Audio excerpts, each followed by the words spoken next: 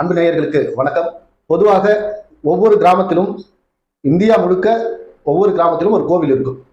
அந்த கோவிலை எப்படி கட்டியிருப்பாங்கன்னா, அந்த ஊர்ல இருக்கக்கூடிய பெரிய மனிதர்கள் எல்லாரும் ஒன்று கூடி நமக்கு ஒரு தெய்வம் வேண்டும், அதுக்கு ஒரு கோயில் கட்டணும் அப்படின்னு சொல்லிட்டு கிராமத்தில் வசிக்கக்கூடிய அந்த ஊர் மக்களிடம் பிரிவு பாகம் ஏதோ ஒரு பெயரில் ஒரு தொகையை வசூல் செய்து அதில் கோயிலை கட்டுவாங்க. மேலும் பணம் பத்தலைன்னா பெரிய மனிதர்கள் யார்கிட்டயாவது போட்டு உதவி கேட்டு வசூல் பண்ணி கோயிலை கட்டுவோம். கோயிலை சிறப்பாக கட்டுவோம். கட்டி முடிச்சதுக்கு அப்புறம் சிலையும் செஞ்சு முடிச்சிருவோம். சிலை செஞ்சு முடிச்சதுக்கு அப்புறமாக பிராமணர்களை, அதாவது புரோகிதம் பண்ணக்கூடிய அந்த பிராமணர்களை கூப்பிட்டு வந்து அந்த கோவிலுக்கு கும்பாபிஷேகம் நடைபெறும். அப்போ பிராமணர்கள் என்ன பண்ணுவாங்கன்னா, இவ்வளவு சிரமங்கள், இவ்வளவு கஷ்டங்கள், உடல் உழைப்பையும் கொடுத்து அந்த கோவிலை கட்டிய எங்களை பாதுகாக்கத்தான் இந்த சாமி அப்படின்னு சொல்லிட்டு எல்லாரும் ஒன்று கூடி கட்டப்பட்ட அந்த கோயிலுக்கு வெளியே எல்லாரும் நிற்பாங்க.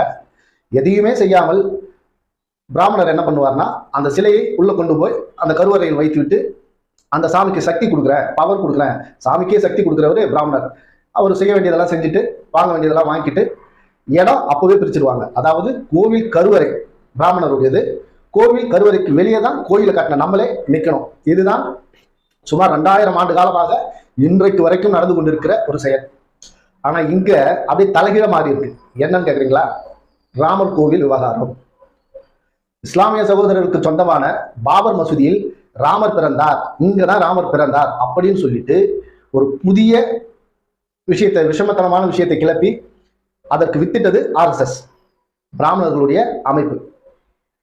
அந்த RSS சொல்லக்கூடிய வேலையை பாஜகவில் இருந்து மூத்த தலைவராகவும் பிராமண குல மூத்தவராகவும் இருந்த அத்வானி அவர்கள் முன்னெடுக்கிறார். அவரும் முரளி மனோகர் ஜோஷியும் முன்னால் நின்று பாபர் மசூதியை இடிக்கிறார்கள். அங்கு ஏற்படுகிற அந்த கலவரம், இஸ்லாமிய சொந்தங்களும் சரி, இந்துக்களும் சரி, 2 பேருமே இரத்த காயங்கள், உயிரிழப்புகள், இப்படி நிறைய அந்த விஷயத்துல நடந்தது எல்லாருக்கும் தெரிந்த ஒன்று. அந்த இடத்துல இங்கதான் ராமர் பிறந்தார், இந்த பர்த் சர்டிபிகேட்டு, இந்த சாயில் டெஸ்ட், இந்த மெடிக்கல் டாக்டர் சர்டிபிகேட்டு அப்படின்னு என்னென்ன கொடுத்தாங்களோ தீர்ப்பு வாங்கியாச்சு. தீர்ப்பு வாங்கியதுக்கு அப்புறமாக ராமர் கோவிலை மிக விமர்சையாக கட்ட ஆரம்பிச்சாச்சு. அமைதியான முறையில் இப்ப கட்டிக்கிட்டு இருக்காங்க. பாஜக கடந்த 10 ஆண்டுகளாக தொடர்ந்து ஆட்சியில் இருக்கிறது. வர ஏப்ரல் மாசத்தோட காலம் முடியுது, திருப்பி மீண்டும் தேர்தல் வருது.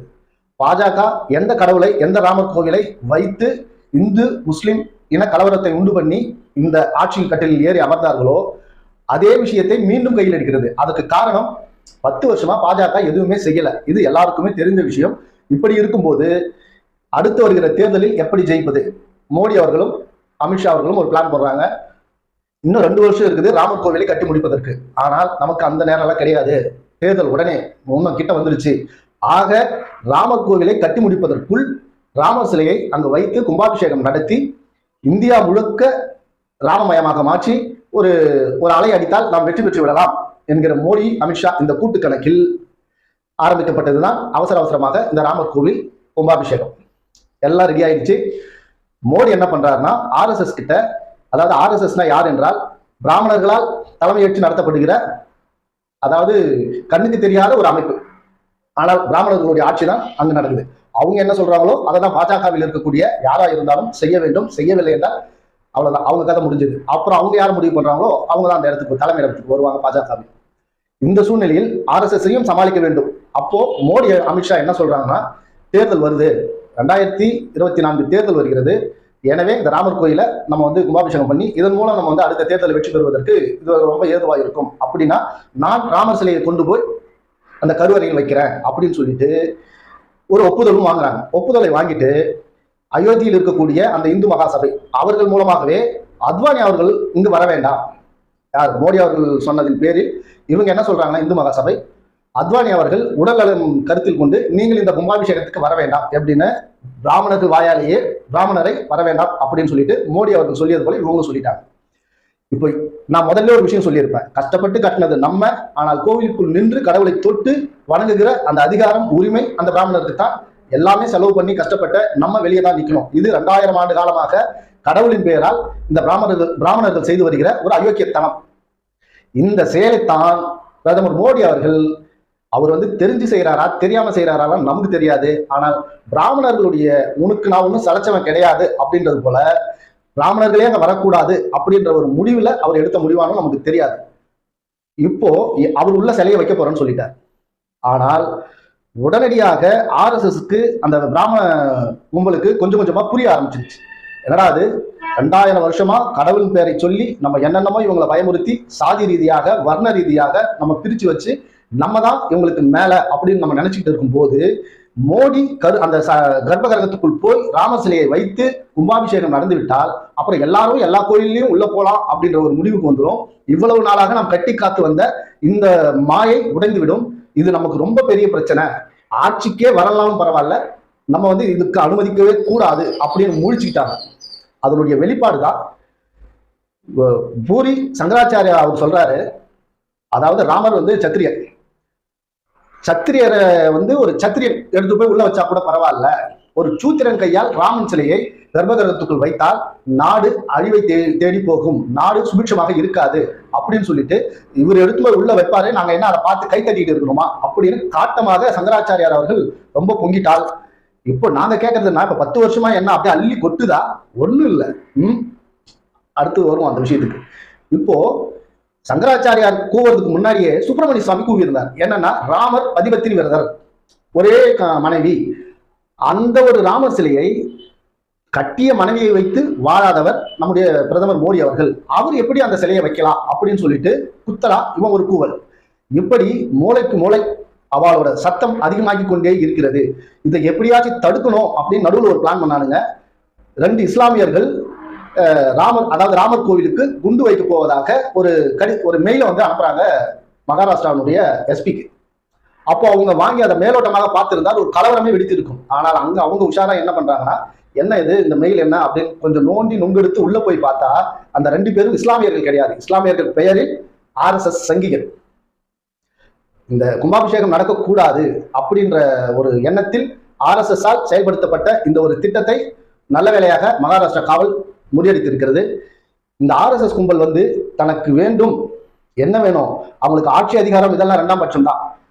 நான் தான் பெரியவன், எங்களுக்கு கீழே தான் நீங்க, நாங்கள் ஏற்படுத்தி வைத்த அந்த வர்ணாசிரம தர்மத்தின் படி நீங்கள் இருப்பதென்றால் உங்களை நாங்கள் ஆட்சி செய்ய தயார். இதை உடைக்க யார் வந்தாலும் எங்களால் ஏற்றுக்கொள்ள முடியாது அப்படின்றது தான். இந்த 3 மாசம் இருந்தால் தானே மோடி நீங்க அதை திறப்பீங்க. ஆட்சி அதிகாரம் உங்கள் கையில் இருந்தால் தானே நீங்க போய் ராமர் சிலையை வைப்பீங்க. ராமர் கோயிலை திறக்கவே இல்லைன்னா அடுத்து வேற ஆட்சி வந்துடுச்சுன்னா அந்த வாய்ப்பு உங்களுக்கு கிடைக்காது. நாங்க மாட்டின சிலையை வச்சுட்டு 2000 ஆண்டு காலமாக நாங்கள் கட்டி காத்து வந்த இந்த எங்களுடைய அந்த பொய்யை புரட்டை நாங்கள் அப்படியே கடைசி வரைக்கும் கொண்டு போய் சேர்த்து விடுவோம் அப்படின்றதுதான் இந்த பிராமணர்களுடைய எண்ணமும் திட்டமும். ஆக இன்னும் 22ஆம் தேதி கும்பாபிஷேகம், இன்விடேஷன் ரெடி ஆயிடுச்சு, எல்லாருக்கும் போய் சேர்ந்தாச்சு. இதுல இன்னொரு கூத்து, பிரதமர் மோடி அவர்கள் இந்தியாவினுடைய பெருமை, இந்தியாவினுடைய மிகப்பெரிய ஒரு சரித்திரம் அப்படிலாம் பேசிக்கிட்டு இருக்கீங்க. ராமர் கோயிலுடைய திறப்பு விழாவை இந்தியர்கள் எல்லாரும் கொண்டாட வேண்டும் அப்படின்னு சொல்றீங்க. ஆனால் இந்தியாவின் குடியரசுத் தலைவராக இருக்கக்கூடிய அவங்களுடைய பேரை நீங்க போடல. அதை பத்தி கவலை இல்லைன்னு வச்சுங்க. ஏன்னா பாராளுமன்றத்தை திறக்கிறதுக்கு தான் நீங்க அவங்களை உள்ள அழைச்சிருக்கணும், அவங்க பேரை போட்டு இருக்கணும். அதுக்கே கூப்பிடாத நீங்க இதுக்கு போடாதது பெரிய கவலையும் இல்லை. ஆனால் என்ன விஷயத்துக்காக இதை சொல்றேன்னா, நீ அவங்கள தாழ்த்தப்பட்டவன் நீங்க சொல்றீங்க. ஆனா பிராமணன் சொல்லிட்டான், நீ சத்திரியன் கூட கிடையாது, நீ சூத்திர பைய, நீ சிலைய வைக்கவே உனக்கு அந்த தகுதியே கிடையாது அப்படின்னு சொல்லிட்டு நரேந்திர மோடி அவர்களை நேரடியாக அசிங்கப்படுத்தியிருக்கிறார் பூரி சங்கராச்சாரியார். இந்த அசிங்கம் நமக்கு தேவையா? ஒரு இந்தியாவினுடைய பிரதமர், அவருக்கு இந்த நிலைமை ரொம்ப கஷ்டம்தான். இப்போ நமக்கு ஒரு சின்ன சந்தேகம் ஒண்ணு வருது. மோடி அதாவது இப்ப என்ன சொல்றாங்கன்னா, இந்துக்களே ஒன்று சேர்வீர், இந்துக்களே எல்லாரும் வாங்க, இந்த மாதிரி தவறு நடக்குது, மோடி அவர்கள் இதை செய்யக்கூடாது, நம்ம எல்லாம் ஒன்று சேருவோம் அப்படின்னு சொல்ற இந்த பிராமணால் உங்களை நான் கேட்கிறேன், இந்துக்கள்லாம் யாரா? அப்போ மோடி இந்து கிடையாதா? ஒருவேளை அவர் வெளிநாட்டுக்கெல்லாம் அதிகமா போயிட்டு வரதால இஸ்லாமியராக இல்ல கிறிஸ்தவராக அவர் ஏதாவது மதம் மாறி விட்டாரா? எங்களுக்கே ஒரு சின்ன சந்தேகம் இருக்கு. ஒருவேளை நீங்க RSS, இந்த சங் பரிவார், இந்த சங்கி கூட்டம், இந்த பிராமணால் கூட்டம் எங்களுக்கு இதை விளக்கமா சொன்னா கூட எங்களுக்கு புரியும். ஏன்னா அவர் மோடி இந்து இல்லைங்க, அவர் கிறிஸ்துவரா மாறிட்டாரு, இல்ல இஸ்லாமத்துக்கு மாறிட்டாரு. அவரும் இந்து தானடா, அவரும் இது இந்து தேசம் தான் சொல்றாரு, அவரும் உங்க காலில் தான் வணங்குறாரு. ஏன் அவர் போய் உள்ள வச்சு அவங்களுக்கு அந்த சிலை நிக்காதா? சாஞ்சிருமா கீழே? இல்ல அந்த பவர் சார்ஜ் எதை கொடுக்கணுன்றீங்களா? அதே தான் சரியா கனெக்ஷன் கொடுக்க முடியாதா? ஆனால் மோடி அவர்கள் என்ன பண்ணார்னா, இவன் உள்ள இருந்துட்டு நம்மளை வெளியே இருக்க சொல்லுவா இல்லையா, அதை மோடி அவர்கள் செய்தார். நான் உள்ள போறேன், நீங்க எல்லாம் வெளில இருக்கடா அப்படின்னு சொல்லிட்டு.